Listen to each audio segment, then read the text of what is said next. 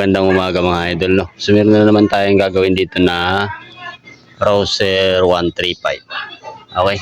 So ito mga idol, hindi na to umaandar, no? Kasi na-stock din daw to. Tapos bago na-stock na bangga kasi ito sa likod. Kaya nawarak yung ano, kaya tinanggalan ni bossing yung ano. Ngayon ang gagawin natin dito, troubleshoot. Siyempre, unang-una nating i-check dito kung okay pa ang kuryente. Tapos sa carburetor naman, meron naman tayong dala na pamalit na, no? Kasi nagpabili si sir sa atin ng parts. Kasi daw dati pa problema na yung carburetor. So papalitan natin, matic yun, palitan natin ng carburetor, no? Ngayon i-check natin muna, unang-una yung kuryente sa dalawang ignition coil. So ganun tayo mag-troubleshoot para makita natin kung okay pa yung CDI niya. Okay pa ang CDI, okay pa ang stator, okay pa ang battery. Malalaman natin to. So, check natin muna lahat yung kuryente muna siya.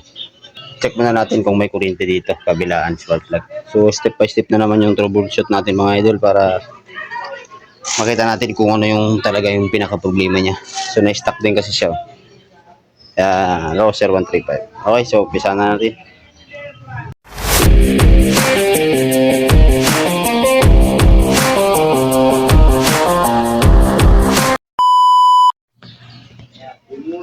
Ayan, so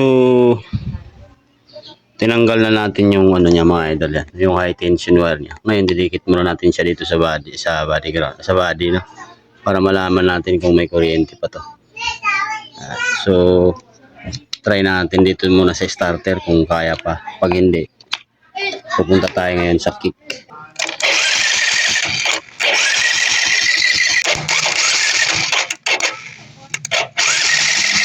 So walang kuryente dito sa kabila.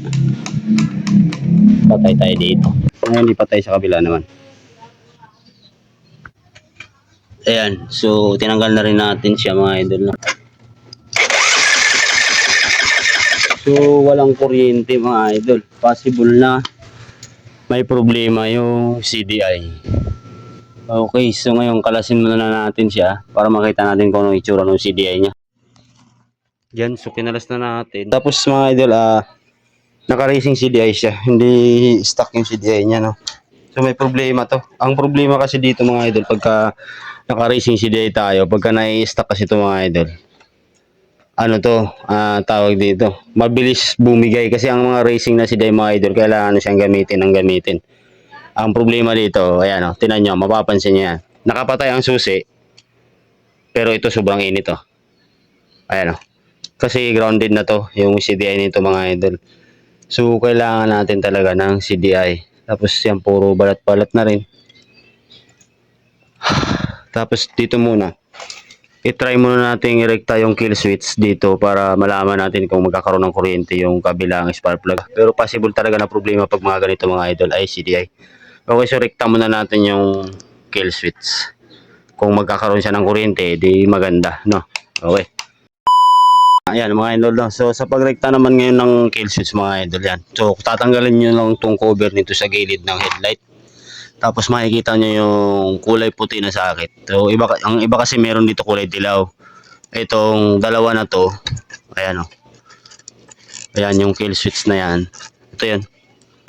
So sa pagrekta naman nito mga idol, balatan nyo lang siya parehas, yan. So ito yung tinatawag na kill switch. Yung kill switch niya ay ito, yung kulay pula dito, yan. So ngayon, pagsamahin muna natin to. Kasi madalas nakikita ko dito, nagpapalit ng CDI. Ganun pa rin, ayaw pa rin umandar kasi nga may problema yung pinaka kill switch. Okay, so pagsamahin muna natin. Ayan, so binalatan natin siya, tapos pinagsama natin. Ngayon, try natin ulit kung may kuryente na. Sana meron. Para kahit pa paano, hindi tayo magpapalit ng CDI. Ayan, testing na. Yan, so try natin i-recta ulit. So wala. Yun. So may problema yung CDI mga idol, no? So ganun lang mga idol ang troubleshoot, no? Paano malalaman kung okay pa ang CDI, okay pa ang stator, okay pa ang regulator, no? So yun, try muna natin ito, hanapin muna natin yung pinaka problema para malaman natin kung CDI ba talaga. Okay.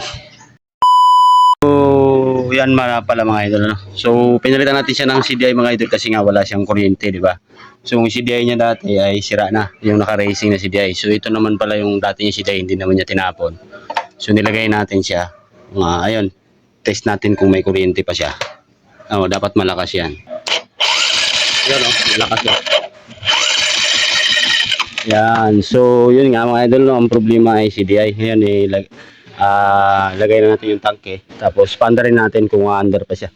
Okay, so nilagay na nga pala natin yung 28mm na carb mga idol. So, sa mga nagtatanong kung anong ginagamit natin na cable dito sa Rouser 135 ng 28mm na carb is XRM 125 long ang gagamitin nyo na throttle cable. Kasi pag TMX masyadong mahaba, no, mga idol. Yan, so mamaya tingnan natin kung under pa siya. Okay. Yan, so ito na yung Rouser 135 mga idol na pinalitan natin ng CDI. So buti na lang hindi tinapon ni Sir yung luma niyang CDI. Kasi itong CDI na nakalagay dati sa motor ni Sir ay racing CDI, no. So CDI talaga ang problema. So nakita nyo naman kung paano tayo mag-troubleshoot mga idol para hindi agad tayo magpapalit ng parts, no. Nag-umpisa sa battery, nag-umpisa sa carb, nag-umpisa sa tangke, stator, regulator, kill switch. Dapat ma-check mo na lahat para malaman mo kung ano talaga yung problema sa motor. So yan, okay na to mga idol. Yan, nilagyan na rin natin siya ng 28mm. So ayan, kung sa mga gustong matuto kung paano magtudo ng 28mm, so panoorin nyo lang dun sa mga video natin. Yung mga nakaraan pa, kahit ngayon meron tayong bagong upload, no. Ayan, so start natin, susin natin muna. Yun, start natin ha. Tingnan nyo, 28mm yan, pero easy po start. Ayan, patayin natin. Kahit di mo kailangan gasan yan. Basta nasa magandang tono ang carb natin mga idol, kahit 28 pa yan.